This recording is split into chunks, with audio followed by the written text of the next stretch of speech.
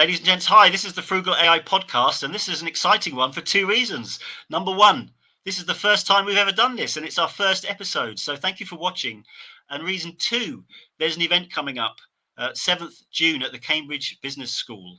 There's a Frugal AI Hackathon, and I've brought this great team together to tell you all about it. Sarish, can you launch into this for us, please, and tell everyone what's happening and why is it happening? Excellent. Thank you, John. Thanks for having me and for having all of us. So, a little bit of a background. The idea emerged for all this frugal AI because of my decade-long work in frugal innovation and solutions built under constraints. So, one thing what happened in this was January 2023. I was in Bengaluru. I was visiting Professor Jaideep Prabhu there. I was meeting up with him, and we went to this Indian Institute of Management, Bengaluru. And Jaideep started talking about ChatGPT, which was released just 2 months ago in November 22. And then, so for me, this was all new. Of course, I know about AI and related things going on, but ChatGPT, I looked at it, I registered for it, and then it blew my mind. But then I started hearing about what AI or large language models need, that they need large amounts of data, they need large amounts of energy and data server space and all these kind of things. So then that got me thinking. My frugal antenna went up, and asked myself, there should be obvious frugal angle to this. So with respect to AIs, as the footprint grew, I also realized so did and so will inequality with respect to who can access or who can benefit from it. So for me, frugal AI, then obviously, I should now mention that last summer, Jaideep introduced me to Elizabeth just right in front of the Cambridge Judge Business School building.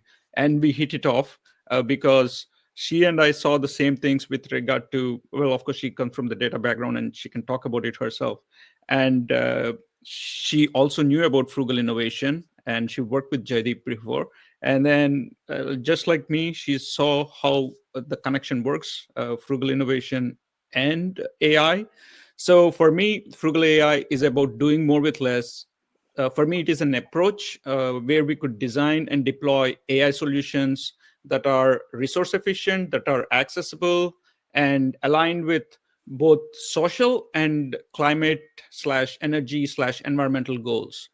So for me and for us, what we then did was we did a series of workshops since last November and events, and then in mid-April 2025, we launched the Frugal AI Hub at the Judge Business School.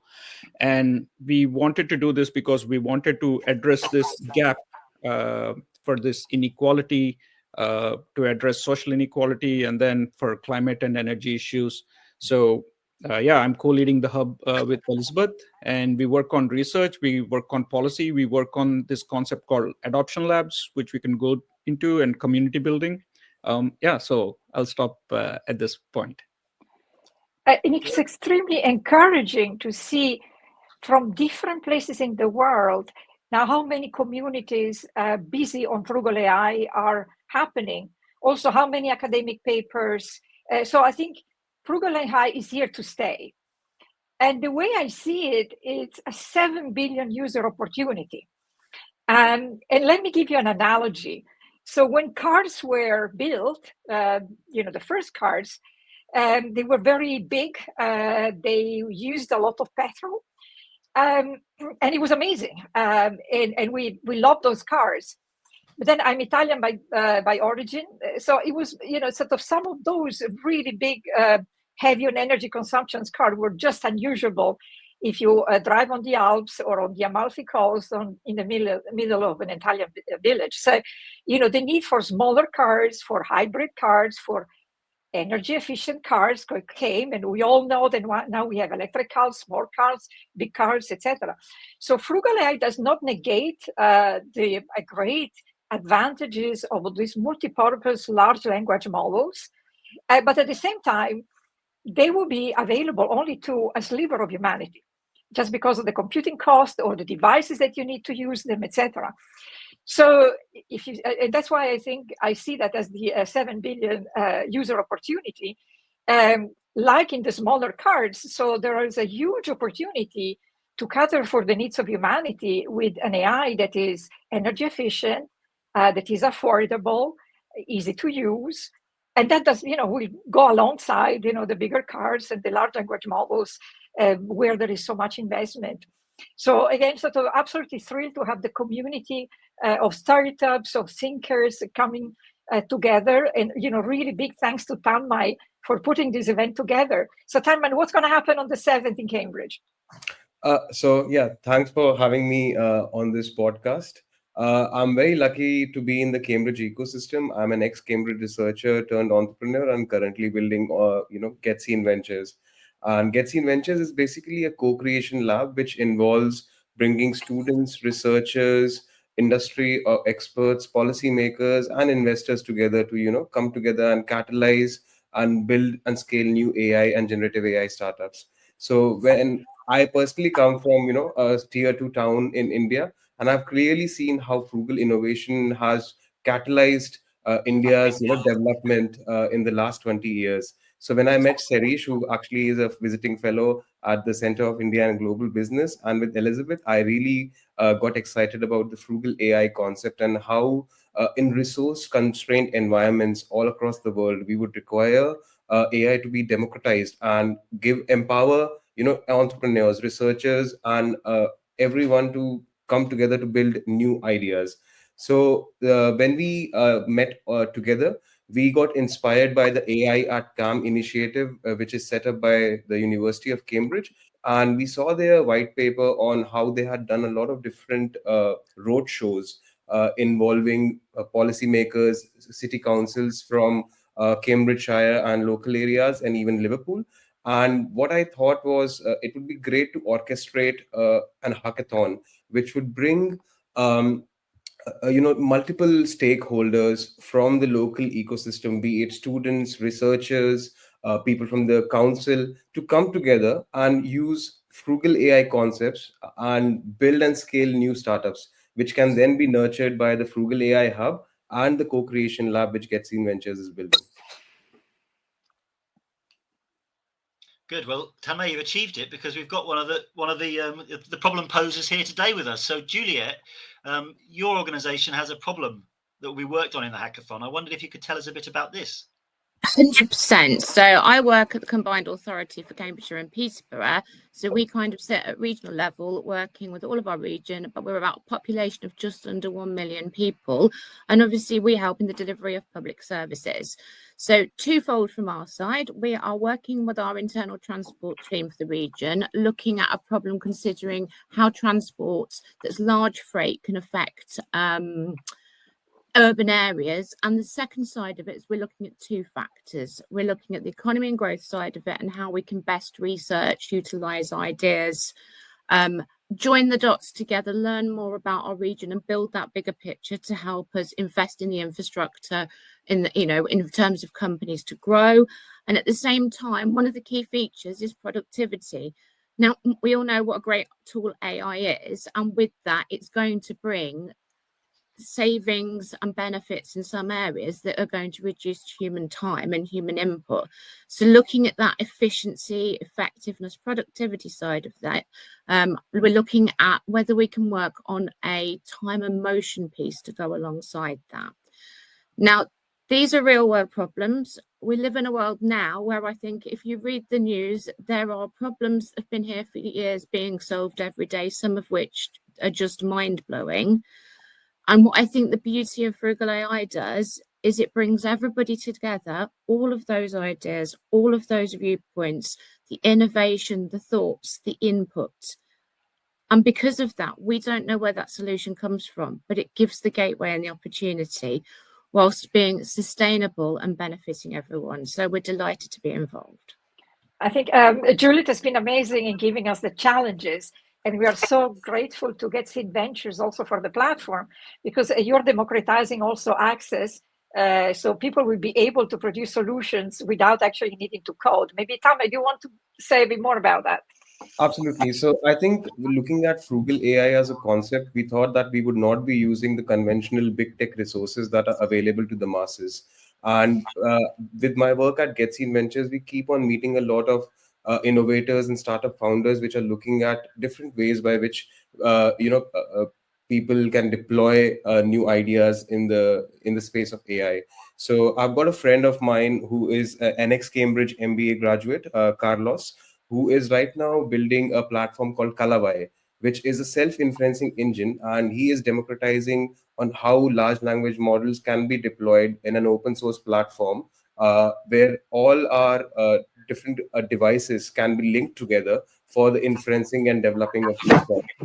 Plus, we are seeing the age of vibe coding, as we can see happening, where a lot of non-developers can interact with the large language models, and the large language models would be, bringing their ideas into fruition by doing the coding themselves. So we are going to use the Calawai platform, and me and Carlos are going to give a vibe coding workshop so that non-coders can, get involved, and we would be creating a network of all the computers that are being used in the hackathon to create a self-inferencing engine. So we would not require any AI cloud from the big tech, organizations. So that is a frugal concept where 50 computers would be linked together, and we would be using open source platforms where non-coders can do vibe coding and solve the challenges that have been given by Juliet's and her team.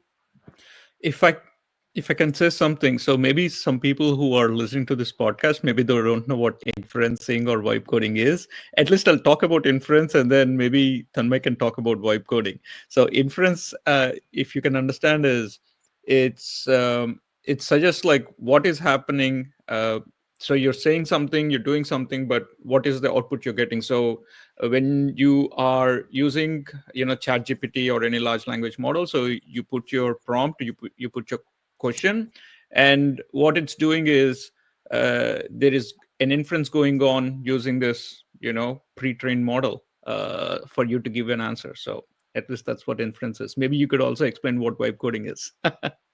So yeah, like vibe coding, the easiest example I can give is imagine you are building Lego blocks, but instead of following the instructions manual step by step, you can put the pieces together based on how you feel it's right for you. And vibe coding exactly like that. Regular coding involves following a recipe, measuring everything, following every step perfectly. But vibe coding is like a chef, which goes the tasting as it they go, and adds a pinch of this and splash of that. So a vibe coder can think of, hey, I need to build an app to create more fun, make it more, bouncy animations, but the button feels more serious, or I want something different. So a vibe coder can just tell on how I want to be building something, interacting with the open source large language model, and basically the large language model would build the UI UX interface for them. So I think this is a great way of democratizing a lot of people who have not gone through the official coding experience, and make them more involved, and make them feel better on how they can be solving problems of daily lives, and become builders of their own. And I think this is a fantastic example of the next stage of AI, because we had, of course, the big numbers models that we all use and we're still using. Then we had the generative models, and now we're moving into tools, right? So to the capability and capacity to create tools for specific problems, which I think that's where we will start to see AI coming of age and giving real benefits. And this is exactly the point of Frugal AI. As we are starting to build these capabilities, let's make sure that these capabilities are sustainable and affordable, and they can solve for real problems.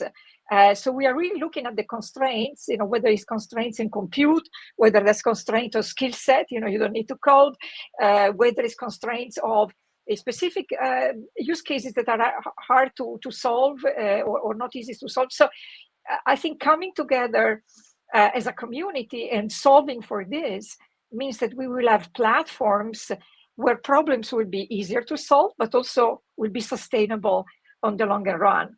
So again, my dream is this kind of 7 billion market that is unaddressed at the minute.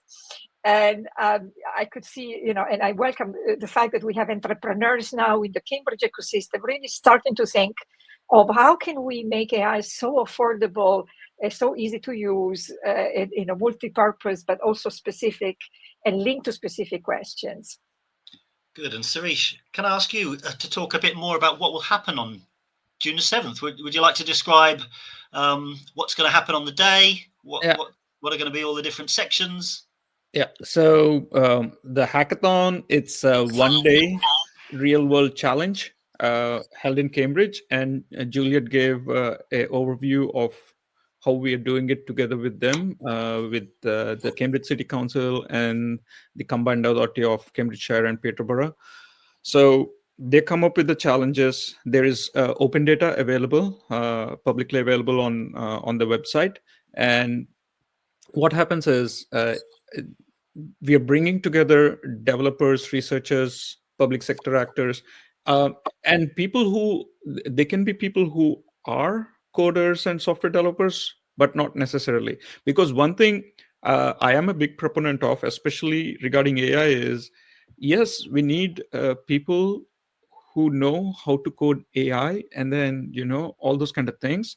But AI is being used for people who necessarily are not developers, and I myself am not a developer, but I believe I should have a voice and a stake in the ecosystem and that is being developed regarding AI. And this is what this hackathon is about. So we are bringing all of these people together to create frugal AI prototypes for pressing civic issues, the challenges that Jules has talked about. And our aim is to spark, collaborations that go beyond the event. Of course, at the event, we don't want it to be event and done. We want it to be there, solutions that are done at the event, and beyond it, showing that AI doesn't need massive infrastructure to create public value. So it can be lean, it can be ethical, and it could be impactful. I think as well, if it's okay to add in, it's really that impact to people all round, isn't it? As Sarah rightly mentioned, there are people that can code, but there are people like me that have ideas but can't code. So actually fusing everybody together with the different skills of research, coding, development, engineering, putting together networks really makes that possible. And especially if you look at the government's pledge to the country, in January this year, they launched the AI Opportunities Plan. They want to train 10,000 AI professionals. They've also got a real focus on CivTech and innovation. So this is a really excellent way of bringing people together with an opportunity to meet, network, try, and actually, who knows, they could have the next big idea. Fingers crossed. And Elizabeth, jump in a moment, because it's also a competitive element. So I understand the challenges will be graded, and there is such a thing as a Frugal AI score. So could you explain this to everybody, please?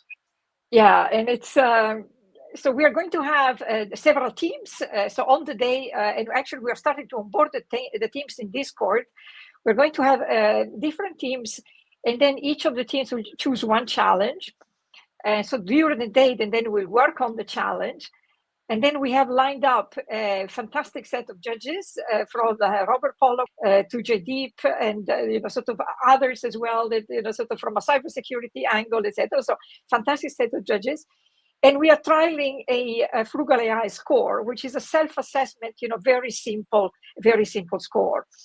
Now, scoring AI is a topic that also we are studying at the minute at the Cambridge Judge Business School, because understanding and measuring whether a solution is frugal or not is actually super important.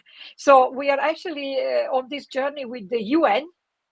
So we have a white paper that we're working together on defining what are the metrics that we can, and test those metrics that really do justice to FrugalAI. Now, on the day, we have a prototype, which probably through the day we will then continue to improve, and we will ask the judges to measure the resource efficiency. It's, shall we say, subjective evaluation with a score of 1 to 10. And just looking at the computational resources, the energy consumption. And again, thanks to Calavi, we will have already sort of optimized for that. We're looking for accessibility and affordability. So again, sort of, would that solution then be available to the local authority if we want to scale? We are looking at the user in terms of simplicity and usability. We will be looking for value creation and to ask the local authority whether we think that that solution will create value and impact. A value can be economic value, but most important could also be a social value. We look at the adaptability and resilience. So can this solution be fine-tuned for other areas? And then can be sustaining sort of more, maybe sort of different roadmaps, different features? And then finally, when the app is finished, what is the environmental sustainability as total? So not only the compute, but just looking in general and how we're going to use it, what is going to be the carbon footprint. So this is a very early stage. Again, we will have these 6 dimensions: resource efficiency, accessibility and affordability, simplicity and usability, value creation and impact, adaptability and resilience, environmental sustainability. The judges will score 1 to 10. And then we will test and see whether, how was the measure okay? Did it work? Did it not work? Did we cover everything?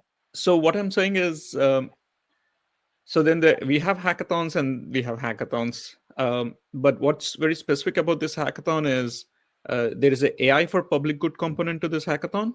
Then there is a Frugal AI component to this hackathon. So that's quite crucial in a sense that what we are doing is by combining these two, Frugal AI and AI for public good, we are telling that there are 3 things. One is constraints are really central.